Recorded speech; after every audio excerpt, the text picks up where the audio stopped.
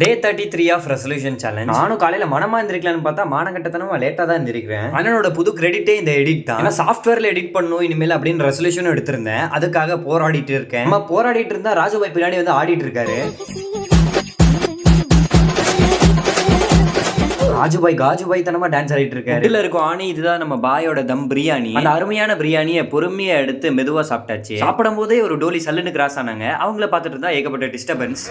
சிறிது நேரம் கழித்து சின்னதா ஒரு வைப் பண்ணிட்டு இருந்தேன். ரூட் ட்ராக் மாதிரி வேற எங்கேயோ போச்சு. ஒரே பீலிங்ஸும் எடுத்துட்டு போச்சு. ஆனா ஏன் பீலிங் ஆனான்னு தெரியல. திசை மாதிரி கூட்டிட்டு போயிடுச்சு. அடுத்து நம்ம ஒர்க் அவுட் எல்லாம் ஒழுங்கா போட ஆரம்பிச்சாச்சு. சக்கரை என்ன ஸ்வீட்டா இருக்கும், மிளகா நான் காரமா இருக்கும், இந்த அசாருனா அட்டகாசமா இருப்பேன். எதுக்கு இந்த அவசியம் இல்லாத டைலாக் இங்க வந்துச்சு அப்படின்னு கேட்டீங்கன்னா, இப்பதான் கொஞ்ச நேரத்துக்கு முன்னாடி பாலையா படத்தை உட்காந்து பார்த்துட்டு இருந்தேன். அதனாலதான் வெறுப்பா பருப்பா எல்லாம் ஒர்க் அவுட் எல்லாம் பண்ணி முடிச்சாச்சு நண்பர்களே. ஒர்க் அவுட் பண்ணும்போது அதிக வேர்த்து கொட்டுருச்சு நண்பர்களே. அதனால அண்ணன் ஒரு டீயை நாக் அவுட் பண்ணிட்டு வந்துட்டேன். ஒரு சின்ன வேலையா அக்வேரியம் ஷாப்புக்கு போய் இந்த மீனோட பேரு என்னன்னு சொல்லி கமெண்ட் பண்ணுங்க. மீனை பார்க்கும் போதெல்லாம் பழைய மெமரிஸ் எல்லாம் வந்துச்சு. சின்ன வயசுல நான் எவ்வளவு மீனெல்லாம் வளர்த்தேன். அதுல இருக்க அத்தனை மீனெல்லாம் செத்து போயிருக்கும். அதுல அப்பெல்லாம் ஒரே ஃபீலிங்ஸா இருக்கும். அது ஒரு காலம்னு கருத்து வச்சு குத்துறதுக்கு முன்னாடி 4 பனியாரம் வாங்கியாச்சு. கோழி சோடால இருக்கும் கோழியா, பனியாரம் டேஸ்ட் இருந்துச்சு அடி போலியா. அப்படி இருந்தது அருமையா சாப்பிட்டு பொறுமையா டேவையும் விட்டுருக்கிறவங்க கம்ப்ளீட் பண்ணியாச்சு.